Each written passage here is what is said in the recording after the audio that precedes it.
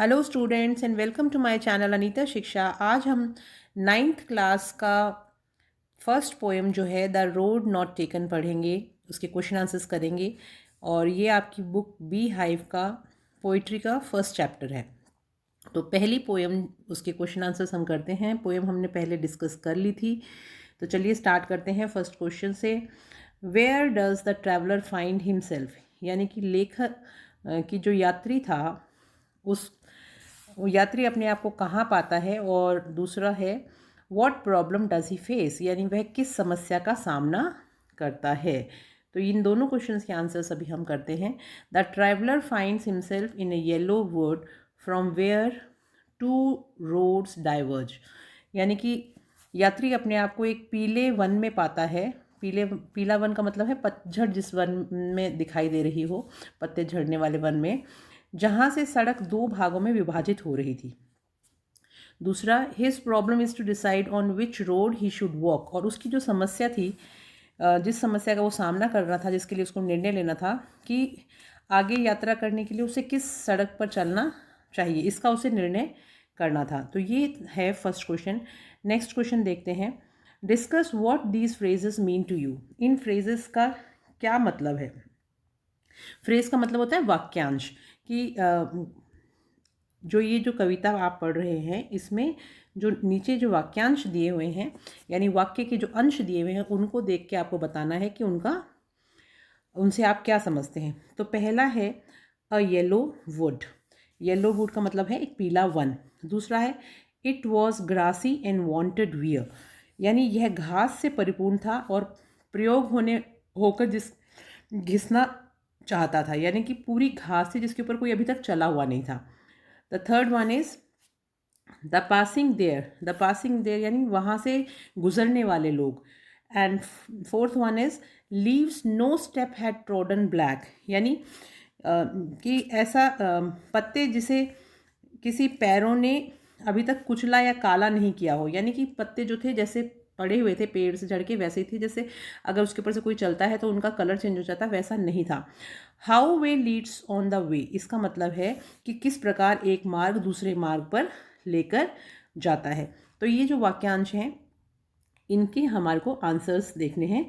तो पहला जो था यानी अ येलो वुड, उसका आंसर है a forest in the autumn season, यानी कि जंगल जो कि पतझड़ के समय जो पीले वन हो जाते हैं उसके लिए यहाँ पे ये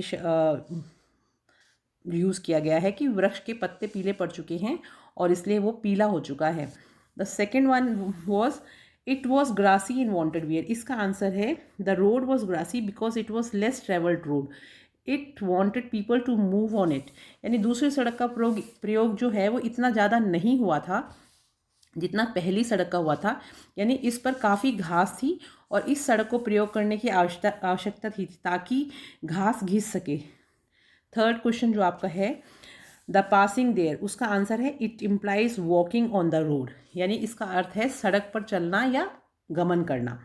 फोर्थ जो आपका क्वेश्चन था leaves no step had trodden black, उसका आंसर है it means the leaves had not been crush under the feet of travellers, यानी कि इसका अर्थ है कि पत्ते काले नहीं पड़े थे क्योंकि ये किसी मानवीय पैर द्वारा कुचले नहीं गए थे। फोर्थ जो क्वेश्चन फिफ्थ वन जो आपका क्वेश्चन था how way leads on to way, यानी how one road leads to another, यानी इसका अर्थ है कि एक मार्ग दूसरे मार्ग तक ले जाता है। नेक्स्ट क्वेश्चन देखिए, is there any difference between the two roads in the as the poet describes them, यानी कि क्या दोनों सड़कों में कोई अंतर है जिसे कवि उनका वर्णन करता है।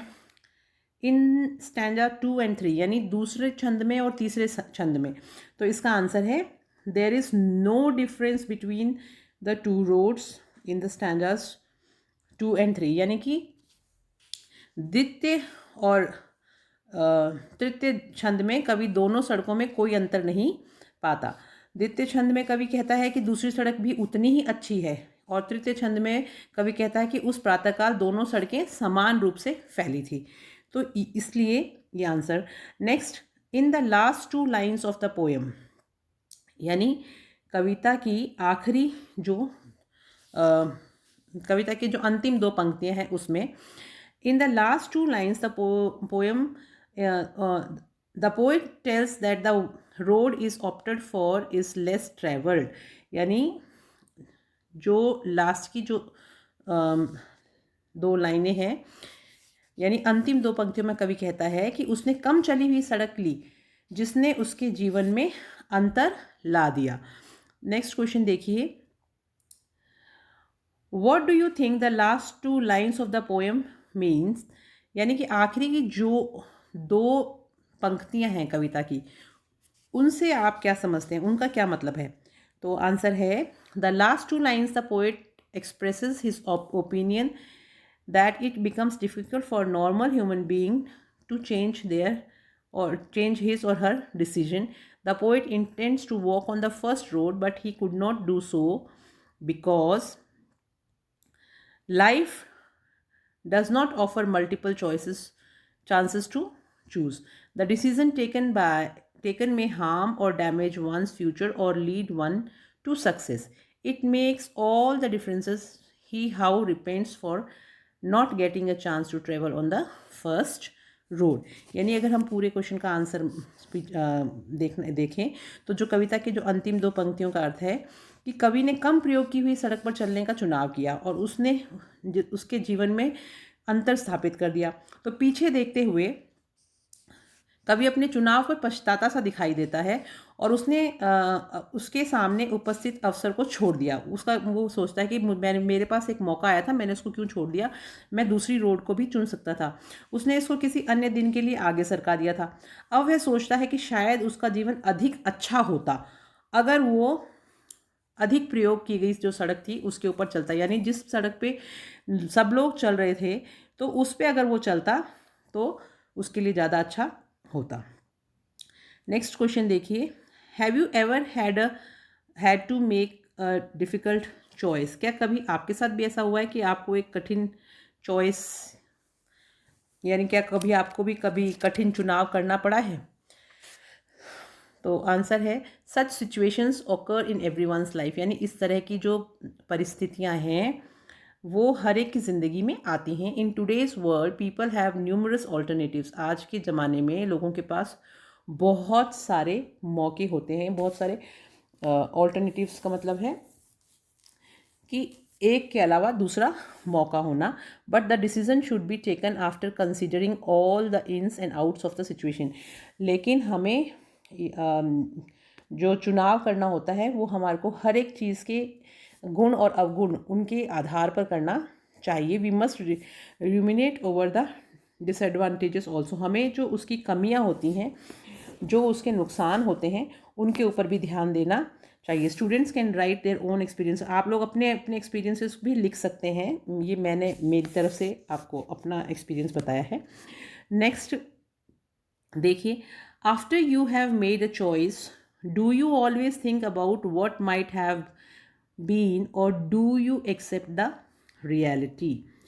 तो इस क्वेश्चन का मतलब ये है कि चुनाव करने के बाद में क्या आपको आप हमेशा ऐसा सोचते हो कि या तो आप वास्तविकता को स्वीकार कर लेते हो, यानी कि आपने जो भी चुना है वो सही है, या आपको ऐसा लगता है कि नहीं वो सही नहीं है। One should live in the present and not in the past, यानी कि व्यक्ति को हमेशा वर्तमान में जीना चाहिए, उसे भूतकाल में नहीं जाना चाहिए। The philosophy of is the key to attaining success, यानी कि हमारा जो वास्तविकता है वो सफलता की वो यही है कि हमें मान के चलना चाहिए कि जो अभी है, जो वर्तमान है, वो ही हमारी सफलता को हमारे लिए लेके आएगा। Life is not a bed of roses, यानी जो ज़िंदगी है वो फूलों के बेड ऑफ रोजेस, यानी कि फूलों के बिस्तर की नहीं, यानी इतनी आसान नहीं है, इसका कहने का मतलब। Its hurdles are to be crossed bravely, यानी उसकी जो हर्डल मतलब होता है रुकावटें, परेशानियां, संकट, उन सबको हमें पार करना पड़ता है बहुत ही बहादुरी से। ब्रेवली यानी बहादुरी से। One must not feel nervous and get dejected in the trying circumstances, यानी व्यक्ति को अपने आप को अकेला या फिर नर्वस का मतलब होता है कि घबराना, परिस्थितियों को देख के व्यक्ति को घबराना नहीं चाहिए. On some instances one needs to be confident about the choice he और शी मेक्स. यानी किसी भी तरह से उसको अपने जो भी वो चुनाव करता है और उस सफलता को वो सुनिश्चित कर लेता है, उसको ये सोचना चाहिए, उसको कॉन्फिडेंस होना चाहिए कि मैंने जो भी चुना है उस पर मुझे पूरा विश्वास है और मुझे सफलता मिलेगी. नेक्स्ट क्वेश्चन देखिए, what is the message of the poem. ये बहुत इंपॉर्टेंट क्वेश्चन है और इस क्वेश्चन को मैं आप लोगों से कहूँगी कि ये क्वेश्चन आपको ज़रूर इसको लर्न कर लेना चाहिए. What is the message of the poem, यानी जो कविता जो है वो आपको क्या संदेश देती है, यानी कविता के संदेश पे आपको प्रकाश डालना है. The message of the poem is to make people aware of their analytical skills. The poet wishes to say that choices should be made carefully and thoughtfully. One should behave responsibly because life does not offer multiple chances every now and then. यानी कि ये जो कविता है ये हमें संदेश देती है कि हमें अवसरों को भुनाना चाहिए, चुनौतियों को स्वीकार करने का संदेश ये हमें देती है. और कवि ने उस सड़क पर चलने का फैसला किया सावधानी से और विचार करके जो उसकी इच्छा थी. So one should behave responsibly because life does not offer multiple chances every now and then. और ज़िंदगी बारी बारी मौका नहीं देती है अपने रास्ता चुनने का. तो इसलिए हमेशा ये मौका नहीं होता कि आपके पास बहुत सारे चांसेस हों, मल्टीपल चांसेस हों. तो आपको बहुत सोच समझ के अपना रास्ता चुनना चाहिए. तो इस ये जो निर्णय हम लेते हैं कि हमें ज़िंदगी में कौन सा मार्ग चुनना है, उस चुनौती को स्वीकार करके हमें अचल मार्ग पर ही चलना चाहिए जिससे कि हमें लगे कि ये हमारे लिए सही है. What is the theme of the message of the poem. What is the theme और the message of the poem the road not taken. इसमें थीम का मतलब होता है विषय वस्तु या केंद्रीय भाव. तो ये दोनों चीज़ें आपको इसमें बतानी है कि जो कविता है उसका विषय वस्तु क्या है और केंद्रीय भाव संक्षिप्त रूप में क्या है. Robert Frost the road not taken deals with the complexities of life. यानी ये जो रॉबर्ट फ्रॉस्ट के द्वारा लिखी हुई कविता है ये ज़िंदगी की कठिनाइयों के बारे में है. Life and its ways never woven in straight line. Life provides many options. The web of life consists of many paths and subways. यानी इसमें कवि ये कहना चाह रहा है कि ज़िंदगी का जो ज़िंदगी एक जाल की तरह है, वो बिल्कुल सीधी नहीं है. आपको अपने आप चुनना पड़ता है कि इसके अंदर से आपको ऑप्शंस देती है, यानी आपको बहुत मौके देती है ज़िंदगी. लेकिन उन मौक़ों में आपको कौन सा सही रास्ता चुनना है वो आपके ऊपर निर्भर करता है कि आप क्या बनना चाहते हो, कौन से रास्ते पे चलना चाहते हो. फिर जिस रास्ते पे आप पहुंचते हो उसके लिए आप स्वयं जिम्मेदार होते हो. Naturally these complexities of life confuse a person. ऐसा हो सकता है कि ये जो अलग अलग मौके आपको मिलते हैं ये आपको परेशान कर सकते हैं, कन्फ्यूज़ कर सकते हैं, यानी उलझा सकते हैं कि शायद पहला वाला रास्ता अच्छा है या दूसरा अच्छा है या तीसरा अच्छा है. तो out of many options and alternatives he has to make a choice. तो बहुत सारे मौक़ों में से, बहुत सारे रास्तों में से ये उसको चुनना है, यानी आपको चुनना होता है कि आप कौन सा चुनें. Only a judicious choice must make us reach our destination. लेकिन हम अगर जो सही रास्ता अगर हम चुनते हैं तो हम अपनी सही मंजिल तक पहुंच सकते हैं. Most of people choose the least risky and of trodden ways of life. ज़्यादातर लोग बाग क्या करते हैं, जो कम कठिन रास्ता होता है यानी जिस पे सब लोग चल रहे होते हैं उसी रास्ते को चुन लेते हैं कि सब सोचते हैं कि ये रास्ता ईजी है, इसको सब फॉलो कर रहे हैं तो हम भी इसको चुन लेते हैं. They don't want to take any risk, क्योंकि वो ज़िंदगी में कोई रिस्क ही नहीं लेना चाहते. The only a few persons यानी बहुत ही कम लोग लाइक द पोएट, यानी जैसे जो कवि जैसे होते हैं जो ये कोशिश करते हैं कि डेयर मतलब होता है हिम्मत करना, to choose a different path of like, यानी अपनी पसंद का जो अलग रास्ता होता है, डिफरेंट होता है, उसको वो चुनते हैं. They are bold enough to face risk and challenges in life. क्योंकि वो बहुत ही बहादुर होते हैं, उनमें बहुत अच्छे से हौसला होता है ज़िंदगी की जो खतरा होता है उसको और जो चुनौतियाँ होती हैं उनको सामना करने का. One has to make a choice. तो इसलिए आपके ऊपर है कि आपको खुद चुनना होता है कि आपकी क्या पसंद है। हिज सक्सेस और failure in life depends on his choice. तो उसके बाद में जो भी आप बनते हो, यानी आपको सफलता मिलती है या आप नाकाम होते हो, उसके लिए आप खुद ही जिम्मेदार होते हो कि आपने क्या चुना। The poet choose a different path, popular fame and fortune are sacrificed in favour of art, literature and poetry. तो कवि कहता है कि मैंने खुद अपना रास्ता चुना और मैंने अपना भविष्य खुद अपने हाथों से बनाया। मैंने अपने जो the popular fame and Fortune art sacrifice in favour of art, यानी कि मैं बहुत ज़्यादा फेमस हो सकता था, मेरा भविष्य और अलग हो सकता था, लेकिन मैंने उसको छोड़ के किस चीज़ को चुना? मैंने आर्ट, लिटरेचर एंड पोइट्री को चुना, यानी मैंने कला, साहित्य और कविताओं को चुना। Nobody knows what he would have gained had he followed the least risky and safe path of life. कोई नहीं जानता कि अगर मान लो वो दूसरा रास्ता चुनता कवि, जिससे कि उसको नाम मिले, पैसा मिले, शोहरत मिले और भाग्य उसका डिफरेंट होता, तो कोई नहीं जानता कि अगर वो रास्ता पोएट चुनता तो उसकी लाइफ किस टाइप की होती। तो इसलिए जब हम पूरी कविता को पढ़ते हैं तो हमें ये समझ में आता है कि ये जो कविता है ये हमें इस निर्णय को लेने में मदद करती है कि जो भी हम चुनें उसको बहुत ही सोच समझ के चुनें, ताकि हमें बाद में लाइफ में कभी रिग्रेट नहीं करना पड़े। तो आई होप आपको ये क्वेश्चन आंसर सब समझ में आए होंगे। और नेक्स्ट वीडियो हम लोग सेकंड जो आपकी पोएम है बुक की, वो मैं आपके लिए लेके आऊँगी। पहले हम उसका लाइन टू लाइन एक्सप्लेनेशन का वीडियो देखेंगे और उसके बाद में नेक्स्ट वीडियो उसका मैं क्वेश्चन आंसर्स का लेके आऊँगी। तो नेक्स्ट पोएम जो अब आपके लिए मैं लेके आऊँगी उसका नाम है विंड। तो तब तक के लिए आप लोग ये चैप्टर अच्छे से तैयार कर लीजिए। इसके रेफरेंस, कॉन्टेक्स्ट, एक्सप्लेनेशन भी आपको पढ़ने हैं। रेफरेंस, कॉन्टेक्स्ट और एक्सप्लेनेशन के लिए मैंने पहले भी आपको बताया कि रेफरेंस में लिखा जाता है कि ये कविता किसने लिखी है और इस कविता का नाम क्या है।